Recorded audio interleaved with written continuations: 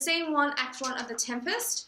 I want you to highlight the stage direction, Act 1, Scene 1, on a ship at sea, a tempestuous noise of thunder and lightning heard. Okay, so highlight that. We know that the stage directions in The Tempest are a lot more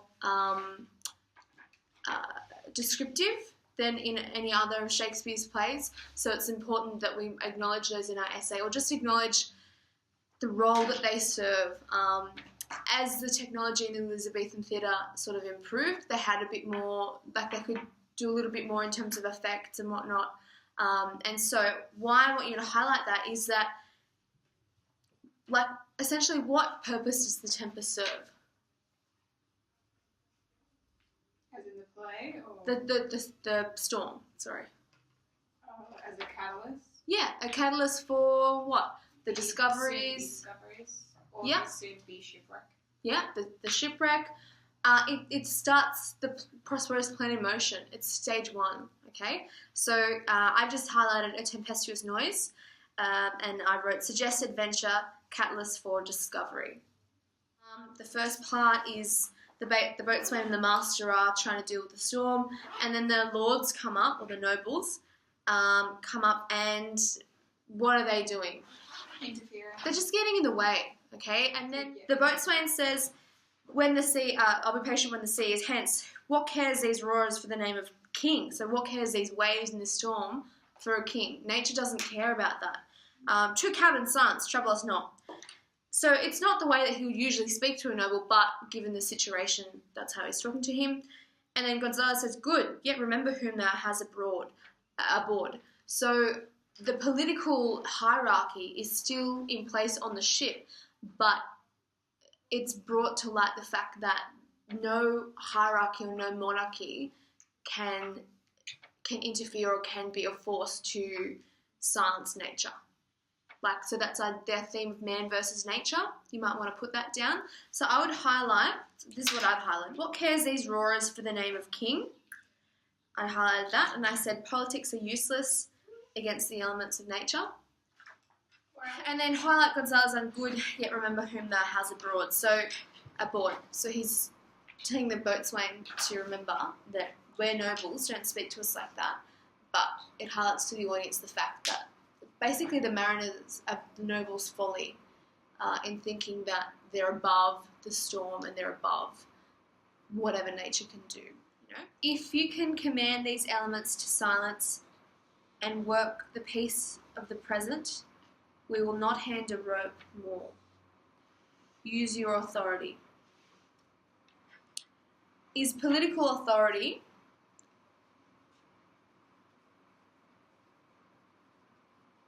has no authority over the elements. But why have they put that in there?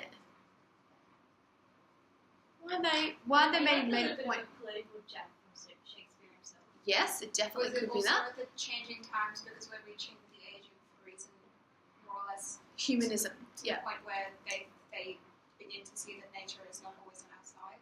Yeah. Like, because they had the whole thing going with God, man, nature, Yeah. similar to Coleridge. Yeah. So Coleridge is a bit after, and yeah, the age of reason is coming in soon. And, before, because remember Macbeth, who had control? The witches. The fates, the witches, like Macbeth. The whole question of Macbeth, the play, is does Macbeth have control over his destiny or not? And then humanism has come from that, saying that humans have self-determination, we can decide our own destiny, we're not always born into the role that we're in and stay there. That kind of thing, that like our life isn't already predetermined. So that's humanism. Also something that I might highlight is that who commands the storm? Prospero. So it's highlighting Prospero's power over putting it on a much higher level than what the royals have. They have no power. The boatswain has no power, the master has no power, none of the royals have any power to do anything against this storm, that it's all conjured by Prospero. So Prospero solely controls the storm, and Ariel, obviously. But Prospero solely controls this storm. So I wrote, highlights the power of Prospero as he has command over the storm. Okay? Alright, so it's kind of ironic. It's a little bit of irony there. Maybe you can do in brackets irony. Like that. Okay, so look at the boatswain's line up the top. It is the fourth line down. A plague upon this howling. They are louder than the weather or our office. Who's he talking about? Yeah. He's talking about the nobles like yelling and screaming and carrying on, not helping, just panicking and looking out for themselves, really. I just said lords are a hindrance. So highlighter. Yeah, highlighter. It's not super important. Most of the lines that you're going to highlight aren't that important, but they just help understanding and they help to build your knowledge base. You're probably not going to use many of the quotes in scene 1. And then, what does Sebastian say? Epoxy authority board and blasphemous in charitable dog. And then Boatswain says, work you then. And then what does Antonio say? Hang you, whoreson, insolent noisemaker, we are less afraid to be drowned than thou art. Okay, so what does it say about those two characters? They're very angry and defensive, especially towards the nobles. Like, if anyone sort of tries to put them down, they're like, no, you can't do that to us, we're better than you. Yeah. So it paints them already in scene 1. The first thing they say paints them as the characters that they are. Okay, so yeah, they're stubborn. They're duplicitous. They're duplicitous. Yeah, they're not good characters, and we can see that very clearly. And as Sinead said, there's that idea of sort of elitism there. So I just said language of Sebastian and Antonio reveals their character. Okay, so they're talking about they're going to be drowning and everything's lost. Can you go to Gonzalo's line? It's his second last line. And it's a stage direction. A confused noise within. Mercy on us. We split. Farewell, my wife and children. Farewell, brother. We split. So highlight that. Are they the type of stage directions you would have seen in Macbeth? No. They're much more detailed, aren't they? Very. They've got dialogue there. What kind of image does it paint in your mind hearing that stage direction? The havoc, yeah. The fear. The fear. He's feeling. Definitely. And what discovery have they made? That nature is, after all, more powerful than they are. Yep, so the power of nature. But what else about this situation? That they can die. That they are they're most likely going to die. Do you think that at the beginning that they thought that? The beginning of the scene, they were kind of just like, oh, what's going on? Now they're like very, very genuinely worried about everything. They think they're sinking. They think it's all over. And so I've just said stage direction to highlight the verisimilitude of the storm. So verisimilitude is spelled VERISIMILITUDE.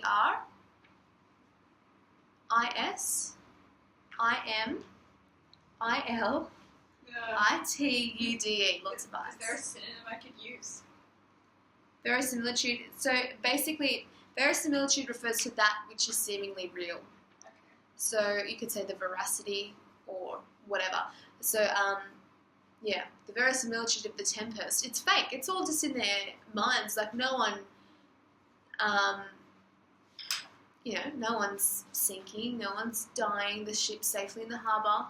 By the end of it, it's all completely fake. But it's so convincing, and the verisimilitude is so strong that they fully believe that that's what's happening to them.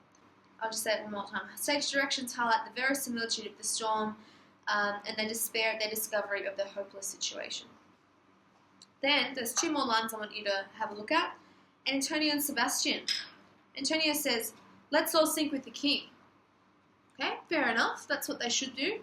What does Sebastian say? Let's take leave of him, which means leave him there. Yeah, let's go. Let's go. I'm not going to stay with the king. So what does it say about their morals? One's got slightly higher and more loyal morals. No morals for Sebastian, are there? No morals at all, hardly. Antonio, as Sinead said, he seems to have a little bit more morality there. But They still leave. yeah, they still leave, both of them. and they kind of suggest that both are as bad as each other, really. What are some of the themes that you might be able to detect in that first scene? Loyalty. Yeah, loyalty. Social hierarchy. Yeah, the great chain of being is important there. But it's also, the great chain of being is kind of disrupted. Like, Prospero, well, if we look at it like this, disruptions to the natural order result in what? So in Macbeth, when Duncan died, what happened? The horses started eating each The other. horses ate each other. There was an earthquake. Yeah, there was a tsunami or a tornado. There was some natural. There was a natural disaster. So, where is Prospero's rightful place in the Great Chain of Being? Is it on the deserted island? It's towards the top because he was the Duke of Milan. So he wasn't the king, obviously, but he was, he had a high level on the Great Chain of Being, and then he gets outcast and whatnot. But then, it was a common knowledge in Shakespeare's time that if there was disruption in the Great Chain of Being, there would be some kind of disruption from God or from nature because, the natural order is disrupted. So there's a storm as a result of the Great Chain of Being disrupted. But what's ironic is that it's not God that's controlling the storm. It's not nature itself that's making this storm. It's Prospero and Ariel who control it. So that's really interesting, and that kind of reflects a bit of a evolution in beliefs of his context. You know what I mean? Because in Macbeth that would never really have happened. The witches obviously had their power, but that was black magic. This is white magic. So it's different. They at some point actually mention that it's white magic, or is that just an estimated? Well, Prospero compares himself to Sycorax, who is black painted magic. as black magic. So it's okay for him to use his magic because it's for good. And it's also sexist because all wizards do the good magic. And Yes, that's a great point. Exactly, and you can say that in feminist critique as well if you were to do a literary reading on that. Okay, So basically, there's tension between man versus nature. That's another theme. But there's also the social hierarchy that was mentioned. There's tension between the lords and the mariners because the mariners need to save themselves and save everybody, but the lords still have this air of entitlement that they should be treated differently when everybody, they're all in the same situation. They're on the same boat.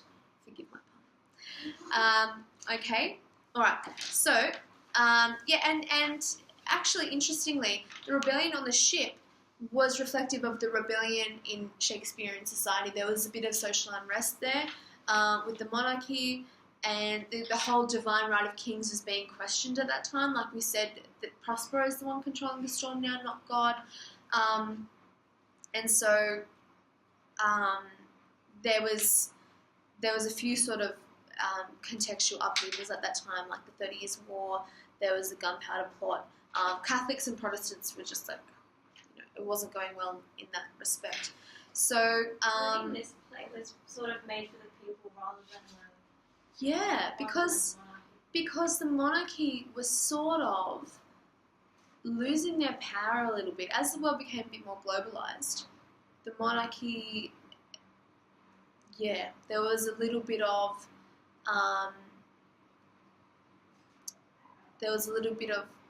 a shift in values and beliefs regarding the monarchy, and it was Elizabeth was no longer on the throne. It was James, and so that was a bit of a change as well.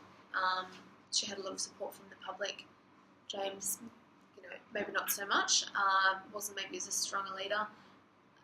And then there was but that's not necessarily James' fault, but that's just what happened. And then we've got the ideas of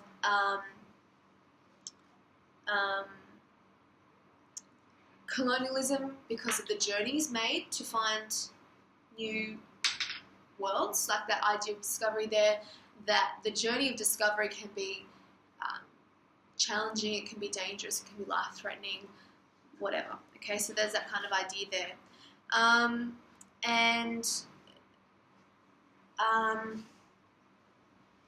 There's some elements of comedy as well, and romantic comedy.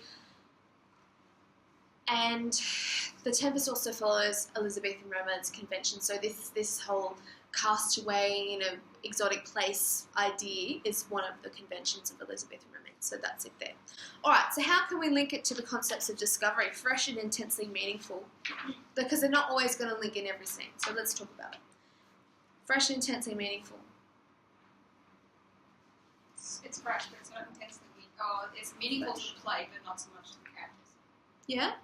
Well, it might be meaningful they can discover their own mortality. Yeah. Link to discovery of their own mortality.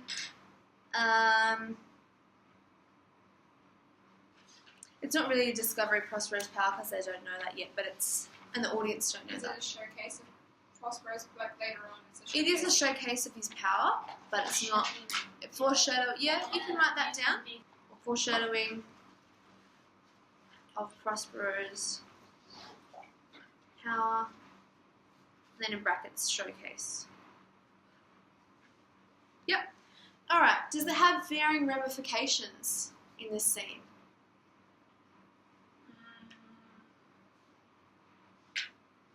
Like, yeah, they're all dying, so they have the same ramification of that. But ultimately, like from this catalyst, this There are scene, different outcomes for all of it them. has different categories. So maybe seen as a catalyst for the range of discoveries. All right, processes and experiences according differ to context. So, well, we've got two contexts on the ship. What are they? Nobles The mariners. Yeah. So the mariners' process of discovery. Well, if you're a seafaring man, your whole life, what are your ideas about mortality going to be? you know you're going to die at some point. And you're They going to know have how a different. dangerous it is. You know the dangers of the sea. You're going to have a different view of mortality than the nobles, because what's their view of mortality? I'm never going to die because I'm too powerful. Well, yeah, They're and then always protected. they're always They're protected. powerful. Yeah, they could have medicine if they wanted to. They can always have food. They can always have safety, whereas the mariners don't. So you could say context, affect, attitudes toward mortality. First time or rediscovery. Would be It's a rediscovery for the mariners, but it's a discovery for the nobles. Yeah. So first time equals nobles. Rediscovery. Mariners. Planned or accidental? Obviously, it's accident. Well, it's planned because Prospero planned it, but it's accidental in the sense that it was unplanned For the mariners. for everyone on board the ship. So, Prospero. Is there like a thing where like the audience knows something, but the Breaking That the is, fourth wall. no, that's wouldn't it be dramatic irony. Oh, no, But the we audience don't would know yet. Yeah. We know in scene 2, and then that can be dramatic irony there. But yeah, so we've got to be careful about how we talk about scene 1 because yeah, the audience don't know that Prospero made the storm. So planned or accidental, Prospero planned an orchestrated storm.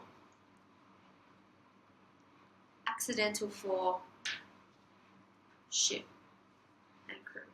Impact is far-reaching and transformative. Ultimately, yes, isn't it? In the big scheme. In the wider scheme of the play, yes. Only for some characters though. Not all. Challenged or questioned over time. Who questions the Tempest? Miranda questions why Prospero did the Tempest. So magic to summon the Tempest. Oh, that's right. When she's Yeah. like, why did you do this? Yeah. Lead to new worlds and values. Yes.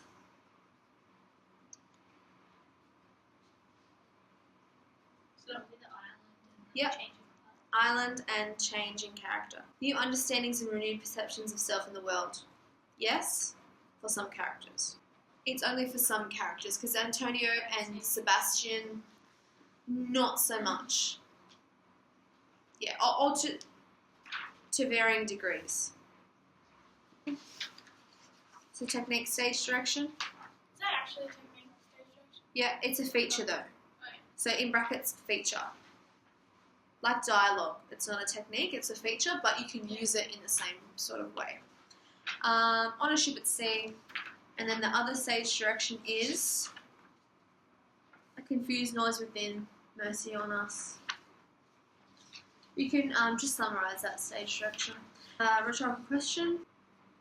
What cares these roarers?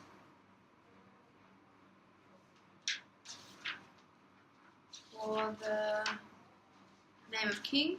Yeah, contrast. Yeah, excellent. Contrast. Because sometimes, like, even though it's an important quote, you have to really fish for the technique because it's not always there, but the quote's important. So, yeah. Let's all see. So, Antonio. So, make sure you put the character's name so that you know. Antonio. Let's all sync with the king. Let's do irony. If you can command these elements to silence and work the piece of present, we will not hand a rope no more. Use your authority. Insult / metaphor / irony.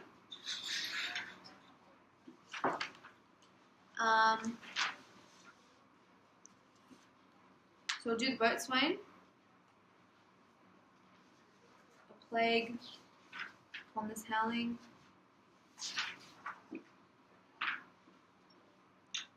And what's the plague one? So that's insults, metaphor, irony. That's from the boatswain. And then do Sebastian and Antonio's insult. Just the first line of theirs. I'll link it to an aspect of discovery, but not so much. So, for example, ownership at sea, links to discovery, catalyst. So it's a physical discovery that is a catalyst for the later discoveries. So, physical discovery is a catalyst for future spiritual, physical, and emotional discoveries. Alright, rhetorical question. What cares the roar for this name of king? How does it link to discovery? Lords discover powerlessness. I'll sync with the king. Let's take leave of him. Audience discovers true nature of Sebastian and Antonio. If you can command these elements to silence, and work the piece of the present law, not hand a rope no more, use your authority. Can we put discover? Can we mention Prospero? Do you think? Because the audience don't know about If him not yet. even Prospero, you can still just mention the factor of discovery that elements do play a crucial part in the journey on sea and how it affects your life. You don't necessarily have to mention Prospero, but it can still be the power the elements have over us as people. Yeah. Okay. Yep. Discovery of the power of elements over man, regardless of his rank. And the insults, metaphor, irony. A plague upon this howling, they're louder than the weather, pox in your throat. Do you think it's again the true nature? And social hierarchy. Social hierarchy. So the effect is basically just what we've written down, how we've annotated it on the thing.